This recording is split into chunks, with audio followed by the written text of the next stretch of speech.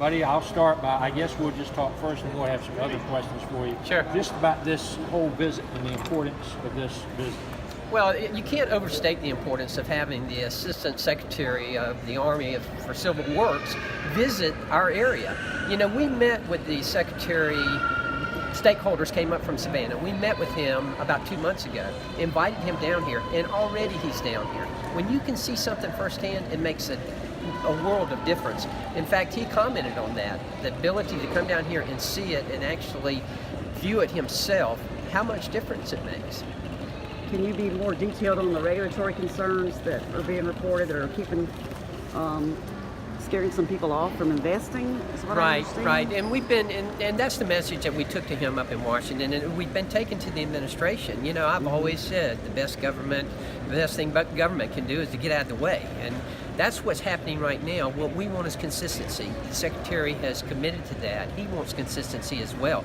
We're perfectly willing to compete, but we want to compete on a level playing field. That's what we're asking for. What's the disadvantage that we have? Well, of course, we're in the low country, and when you're dealing with rules and regulations that are constantly changing, we need permits that are going to last longer. 5 years in the construction business is not a long time.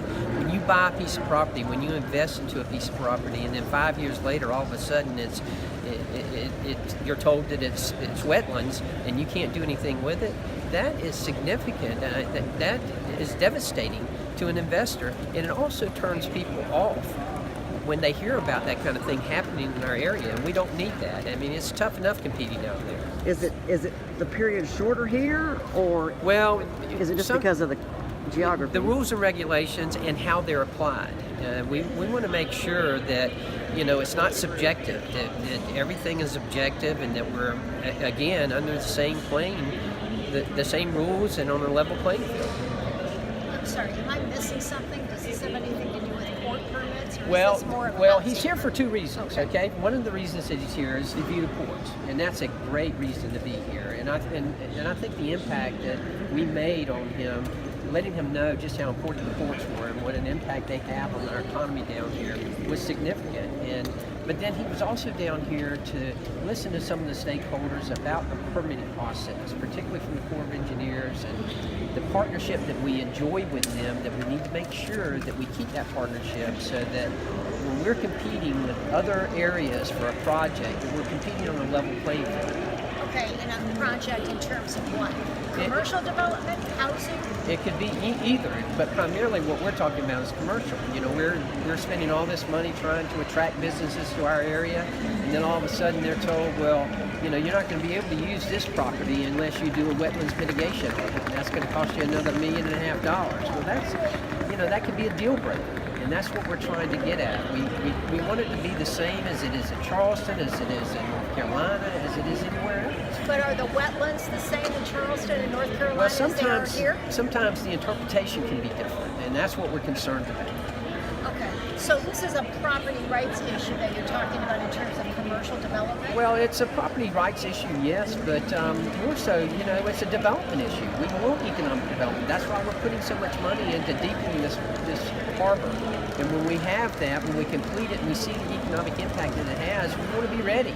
And already we've got businesses who are investing in it. Okay, so is this kind of setting the stage for maybe more federal issues as far as the EPA and things of that nature?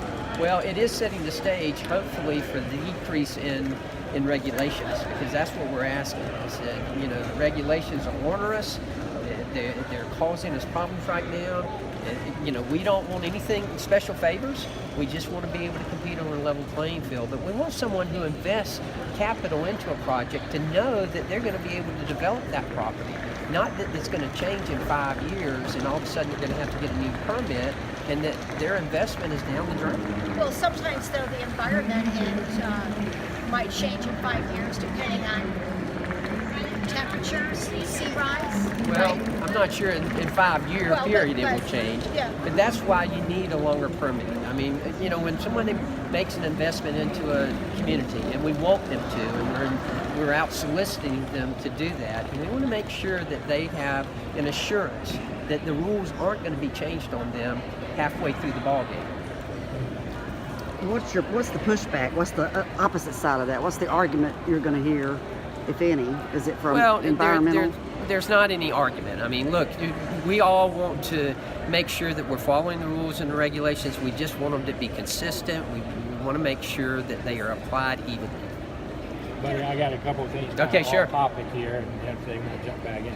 A couple of things. About a week or so ago, speaking of this airport, you announced a big grant. Yes. And this airport's going to get about $4 million. Just talk about the significance of that, the importance of that. Well, you know, I will tell you this. When we have visitors come to this airport, they're always impressed. One of the first things they say is, wow, for a city that size, y'all sure do have a nice airport. And, you know, that's kind of the apron, if you will, to our community. So to be able to welcome people in a fantastic airport like this really helps our community. It helps us sell our community. And this grant is going to help. It's going to help the airport to further expand and to further what they have been doing over the years. And excuse me, and I'll have one last question. Sure. The other question is, a couple of days ago, y'all voted to extend the National Flood Insurance Program.